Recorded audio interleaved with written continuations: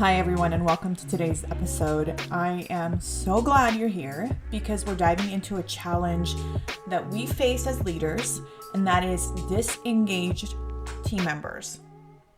If you've ever struggled to understand why someone on your team seems checked out, or if you're looking for ways to bring them back into the fold, this episode is made for you.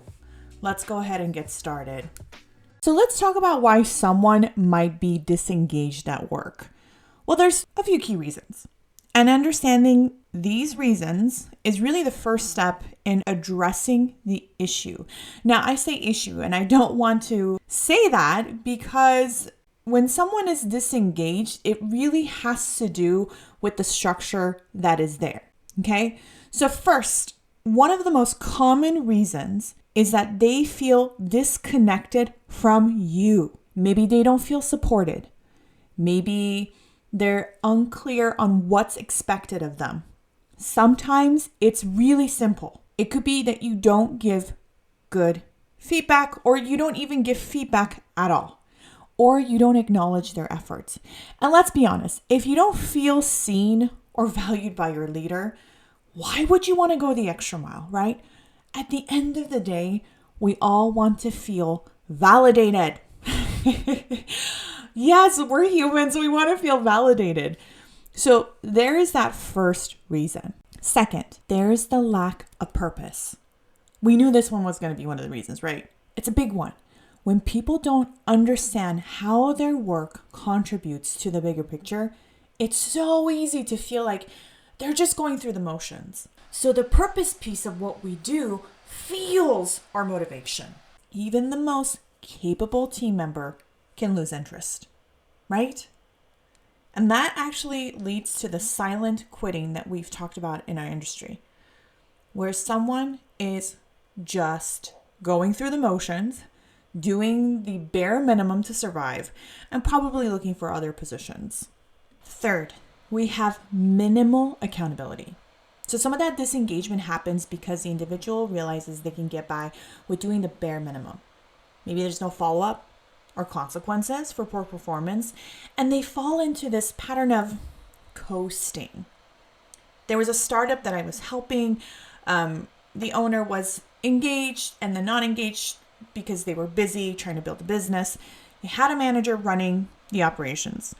Now, this manager was very aware that the owner wasn't around. And so the lunch breaks wouldn't be an hour or 30 minutes. They would be 2 to 3 hours. And employees, they were very aware of the fact that their manager would go for 2-3 hour lunch breaks and come back. But again, there was really no consequences. The owner was too busy to notice it. But I want to go back to something I said in the beginning. Perhaps the most significant reason, one that research consistently highlights, it's a feeling of exclusion.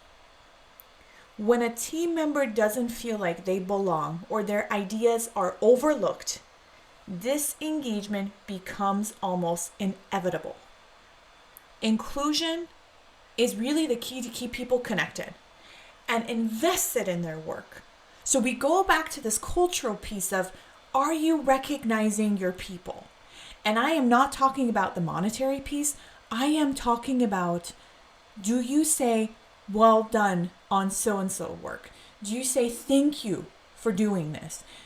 Believe it or not, that goes a long way for so many people. Let's dive into some research to give us a perspective on the real impact of disengagement. So studies show that disengaged employees lead to measurable decline in team performance and innovation. It's not just that they're less productive, it affects the whole team. Let me say that again. It affects your entire team. There was a study Gallup conducted, and the research shows that disengaged teams are 18% less productive and 15% less profitable. What's even more interesting is that disengaged employees are often the first to leave, which creates a higher turnover cost and disrupts team dynamics. But here's the important takeaway. In many cases, Disengagement isn't about the work itself. It's about the environment. It's about that culture, right? A lack of connection to leadership, feeling excluded, or not understanding their purpose in the organization. Those are your leading causes. So as a leader, you have a significant role to play in shifting this dynamic. We understand why disengagement happens. So let's talk about what can we do to address it. First, I want you to rebuild connection with that employee. You can schedule a one-on-one, ask open-ended question to understand their perspective. Go in there with the mentality of, I want to practice empathy and understand this employee. So you need to be transparent about what you've seen and let them know that you're committed to supporting them in the re-engagement. Please don't underestimate the power of acknowledging their contribution. It really makes a difference. Now, what happens is with people that I coach, unfortunately, sometimes they go in there and this is the conversation they have. Well, so-and-so, I've noticed that you are not engaged in the meetings. I've noticed that you don't do A, B, and C. Can you please tell me why? When you talk to your employee with this type of language, what do you think the response is going to be? Defensive. Defensive, defensive, defensive.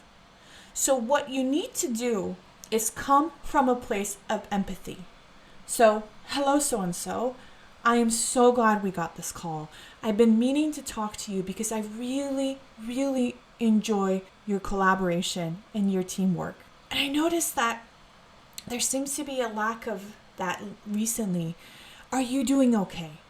Is there anything I can do to support you? I love what you did with this project. And I want more of your energy. I want more of you. Do you see the difference? One is, I've noticed A, B, and C, very robotic. The other one is, I want more of you. Very big difference and a very different response that you're going to get. Many new leaders that walk into the position forget this. Foster a sense of purpose. Help your team understand what the goal of your team is, okay? And especially with this person, help them see how their role ties into the bigger picture. Share stories of how their work impacts the team or organization. Even better, involve them in decision making to give them a sense of ownership. Because more than likely, you have neglected them, and this is where they are today. So by acknowledging that you've neglected them and giving them back that sense of purpose goes a long way. Third piece, okay? You hear me repeat culture, culture, culture, culture, culture. There's a reason for it. You need to create a culture of inclusion. You need to actively seek that employee's input during meetings and discussions. Recognize their unique strength and show how they complement the team. If there are cliques, dynamics that might be making them feel isolated, please address them. There are so many managers where we're talking about their team and we see these cliques, we see these dynamics, and they say something along the lines of, well, that's so stupid. It's not part of my job. I'm just going to let them handle it. Listen, that clique, that dynamic is going to be part of the culture. And you are the leader who oversees that culture. Inclusion isn't just a feel-good concept. Okay? It's essential for engagement. Set clear expectations and accountability. Be specific about goals. Track their progress. Follow up regularly to show that their work matters. It's not going to go unnoticed. Another mistake as leaders that we make, we get so caught up in our world that we forget why we are sitting in that position. It's for our people. We are there for them. We are there to develop them, support them, help them. This isn't about micromanaging. It's about creating a structure where accountability drives engagement. Finally, empower through recognition. Celebrate their wins, no matter how small they are. Public recognition reignites pride and motivation, and peer recognition really strengthens team cohesion. So please remember, with all of the tips that we just went through, disengagement isn't a reflection on someone's ability. It's not.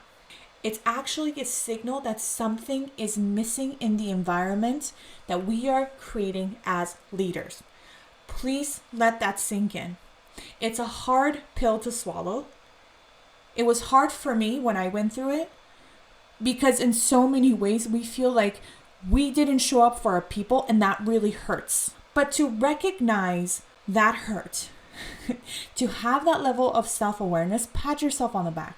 Because I can guarantee you, a lot of leaders do this and they don't even bother questioning it.